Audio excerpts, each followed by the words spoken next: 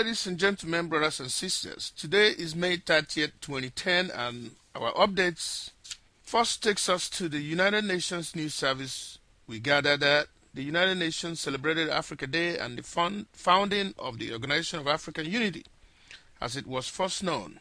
According to UN, OAU was founded in 1963. The piece indicates that the Secretary General Ban Ki-moon urged the international community to assist Africa realize its full capacity, avoid conflicts, and solve its problems. That publication was dated May 25th. And today, May 30th, Angola Press is reporting that the President of Angola, President Yoweri Museveni, delivered a speech through the Angolan Foreign Affairs Minister, Sam Kutesa, on the occasion of the festivities marking the 47th Africa Day in Angola.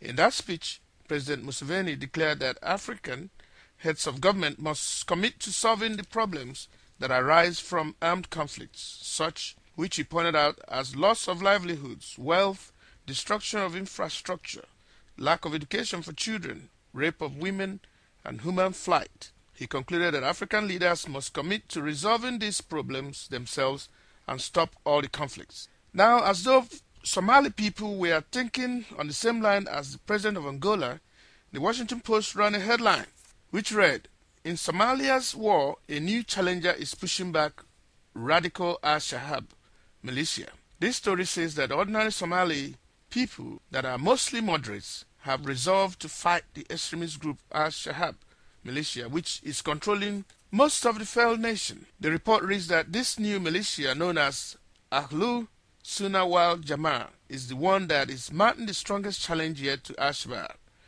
an al-Qaeda-linked group. This is a welcome development, and the report says that US and its allies are not feeling bad about this. Maybe stability will return to Somalia, at least a little bit. Last broadcast, we brought you the updates that the International Criminal Court, ICC, at The Hague dispatched a prosecutor in the person of Luis Moreno Ocampo to investigate the post-election violence in Kenya. And this week, Mr. Ocampo and the president of ICC, Judge Sang-Hyun Song, were attending the ICC review conference in Uganda on Thursday, May 27, according to the New Vision, Uganda's leading website. And there, Mr. Ocampo reassured the attendees in Uganda that ICC were not necessarily gunning after African heads of states, but rather perpetrators of heinous crimes against humanity. For the full report, ladies and gentlemen, please visit our website at www.africanewsupdates.net to follow the link to this and many other stories. Following on the African presidents, two among many were traveling this week, forming alliances and improving their country's relationships with other countries. One of them was President Koroma of Sierra Leone, who was in Kuwait, according to Cocorioko.net. The visit was to improve relations, open new business opportunities, and exchange ideas, and the report says that the trip was extremely successful for the interests of Sierra Leone. The other president that was traveling was Madam President Elaine Sirleaf, who was the guest of President Obama and the American people. According to Angola Press, President Obama was delighted on the progress that Madam President has achieved in Liberia, considering where the country was 5 to 6 years back. According to the report, President Sirleaf credited the U.S. with some, if not all, the progress as a result of the assistance and cooperation from the United States. There are other issues in other parts of Africa, namely Cameroon, Chad, Niger, and Sahel, and this problem can be taken back to 1967 to 1970 in the eastern part of Nigeria during the Nigeria Civil War. During that period, malnutrition plagued mostly the children. Characteristics: large head covered by skin with minimal muscle strength, wide open eyes, sinking eyes, skeletal hands and limbs, cries that were hardly audible due to fatigue and lack of energy, and a protruding belly that looks as though the child has been given an entire gallon of water. That describes eastern Nigeria between 1967 and 1970. But that same description fits what is taking place now in 2010 in Niger, Chad, parts of Cameroon, and Sahel. According to the UN News Center and Oxfam, the situation is desperate in the above countries. Oxfam is an organization of different groups that work to help the poor and hungry. Oxfam also says help is needed now, otherwise things will get too bad.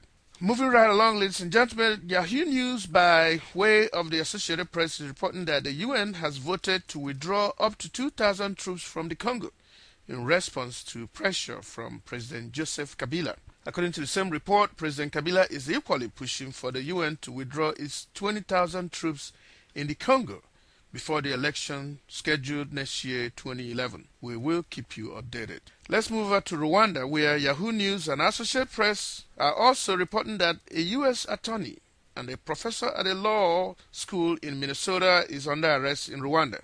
Peter Elenda went to Rwanda to help defend an opposition presidential candidate charged with promoting genocidal ideology.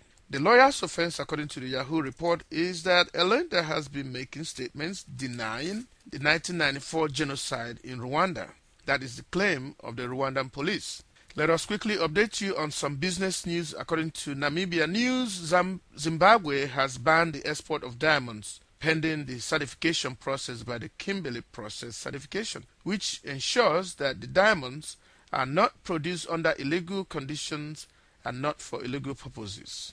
And while the world is watching and reading about the BP oil spill mayhem in the Gulf of Mexico, ExxonMobil, through Mobil producing Nigeria, declared a force majeure following an oil spill and pipeline damage in one of its facilities in Nigeria.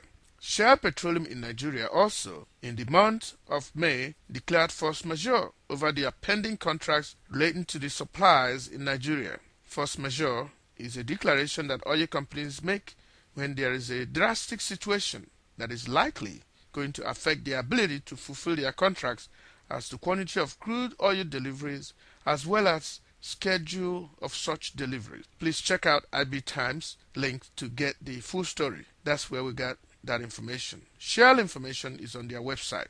You can find the links on our website www.africanewsupdates.net. Still in Nigeria, if you have money to invest in the airline industry, you could be lucky.